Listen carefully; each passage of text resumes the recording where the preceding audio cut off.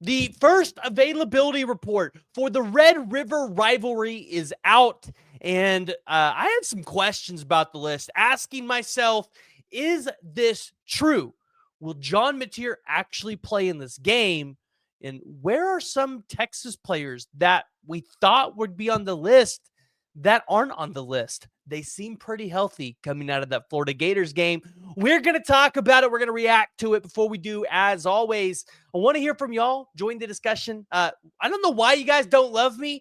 My camera was crooked for like a couple days.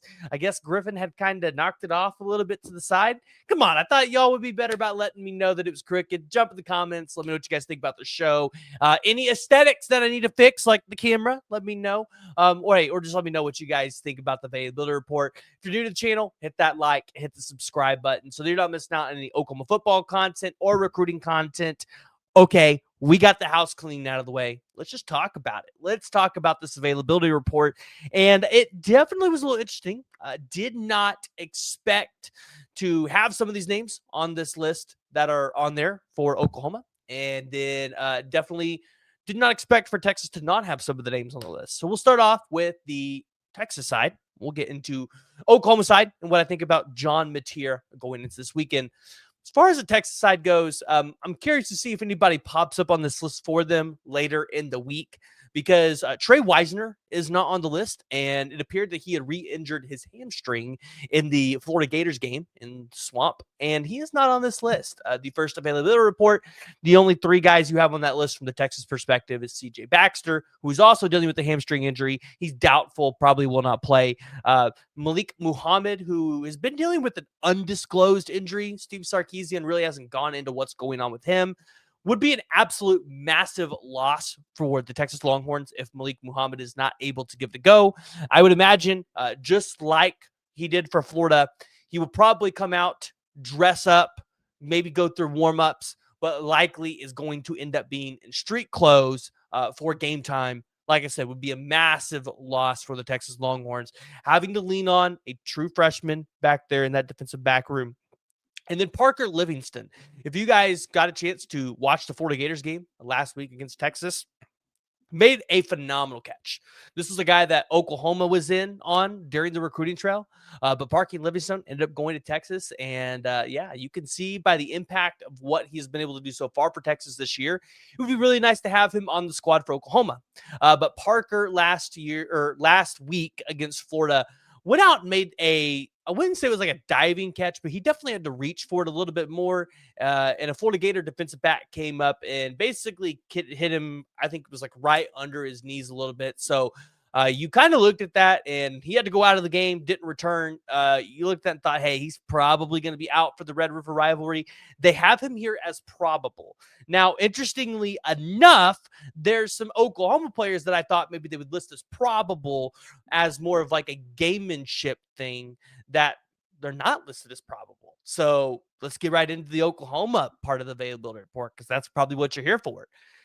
John Mateer and Keontez Lewis listed as questionable. Now, I do expect both of them to probably be game time decisions. I would think Keontez Lewis is probably a go for this week based off what people have been talking about, based on kind of what the nature of that injury was. I think it was presumed to be a lot worse than what it originally was or what it looked like.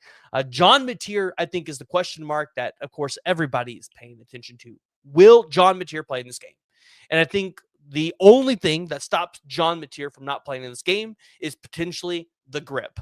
So for the way that it was explained to me and the way I understand it is, for this injury, there's probably two things that they're really going to look for: pain tolerance and being able to grip the football.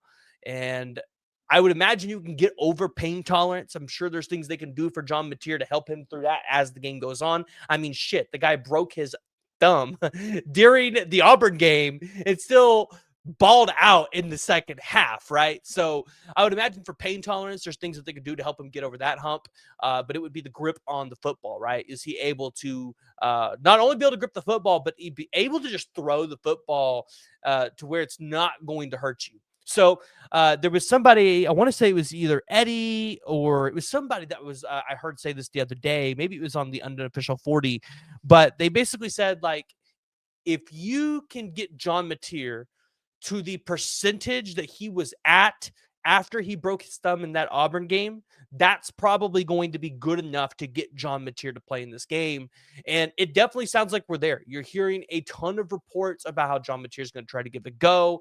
I definitely do not think this is going to be a Dylan Gabriel type of scenario where he gets dressed out, but the staff knows he's not going to play in that game. That's kind of how it was for that year when Dylan Gabriel had the concussion. We all knew he wasn't going to be available, but the staff dressed him out anyways, put him through warmups, and really tried to play that gamemanship thing with the Texas Longhorns.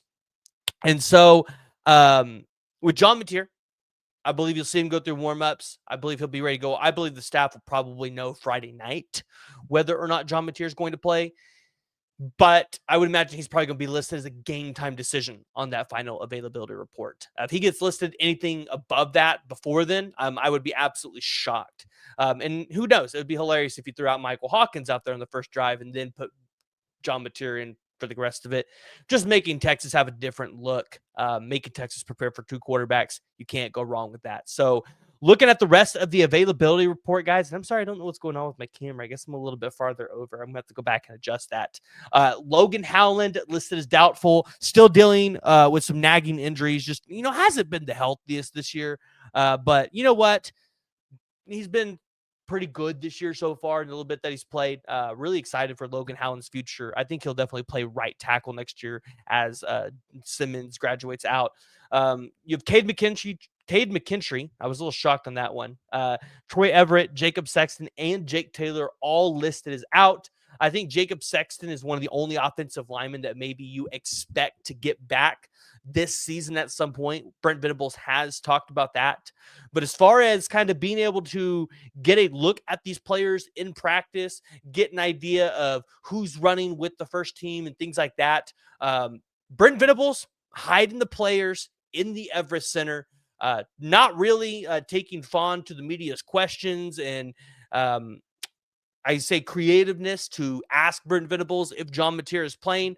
I don't think Brent Venables is going to lead on to this point in time if John Mateer will be at the game. So going to be pretty interesting to see what happens this week. I do believe if John Mateer plays in this game, Oklahoma probably is at least a touchdown favorite or more. I just don't believe the Texas Longhorns are good enough this year to really put up a fight against Oklahoma. They're a lot like what we were last year, especially on the offensive line. And then you look at the injuries across the board. I think Texas is just choosing not to put guys on that list that probably should be. And I don't know if they're have to per se, but it's definitely going to be interesting to see how their availability report shakes up for the rest of the week leading up to the game. All right, so that's it for the availability report. We won't do another one till Friday. Obviously, we get one tomorrow, but we'll have another video about recruiting then. So make sure you guys stay tuned for that, and we'll do a preview tomorrow morning. So stay tuned for that. If you guys are new to the channel, make sure you hit that like, hit the subscribe button. We'll see y'all next time.